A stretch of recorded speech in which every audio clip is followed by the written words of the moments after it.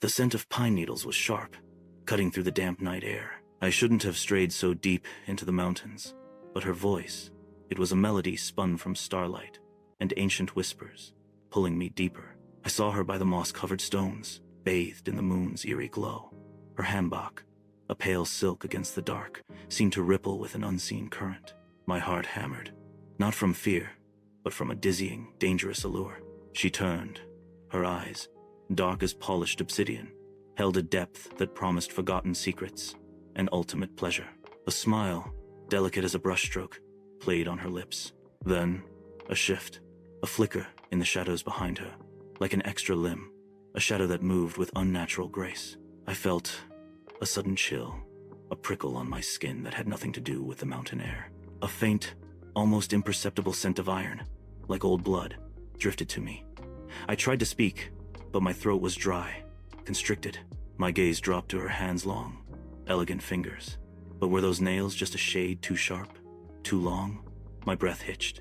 The air around her grew heavy, thick, as if the forest itself was holding its breath. Then, a sound, so soft I almost imagined it, a low, guttural rumble from somewhere, deep within her, a sound that curdled the blood. It was the sound of something ancient and predatory. Her smile widened, but her eyes remained cold, unblinking. The shadows around her seemed to coalesce, taking on a shape, a sinuous rippling form just at the edge of my vision. It was then I noticed Ita's subtle, almost imperceptible movement beneath the hem of her hanbok, a swish, like a tail, not of fabric, but of something furred, silken, disappearing back into the folds. The scent of iron grew stronger, overpowering the pine. My vision blurred at the edges, and the moonlight seemed to dim, swallowed by an encroaching darkness. I stumbled backward, the ground feeling unstable beneath my feet as her silhouette seemed to elongate, her form growing somehow more.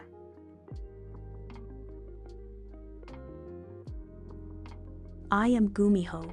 I am born of the wild mountains and ancient forests of Korea, a spirit forged from 1,000 years of moonlight and the yearning for humanity. My origin lies not in creation, but transformationa fox, observing, learning, evolving. For a millennium, I have walked among you, shifting between forms, my true nature hidden beneath the veil of beauty. I am not merely a spirit. I am a creature of choice.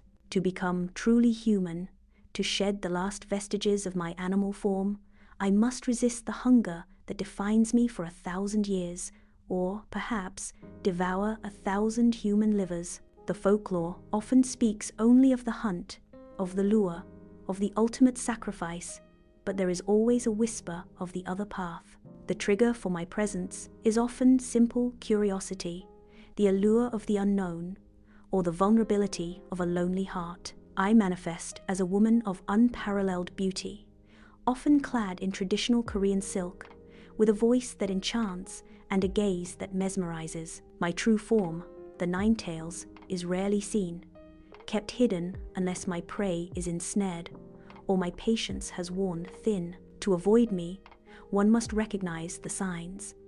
A shadow that moves independently, a sudden inexplicable chill, the scent of a fox or something metallic, or the chilling realization that my reflection does not appear in a mirror. To survive my encounter, one must resist my charm, reject my advances, and flee without a single backward glance. My desire is not merely sustenance, it is transformation, a final step towards a humanity I both crave and despise. You saw a glimpse of my truth. That is enough. Now, my hunger stirs.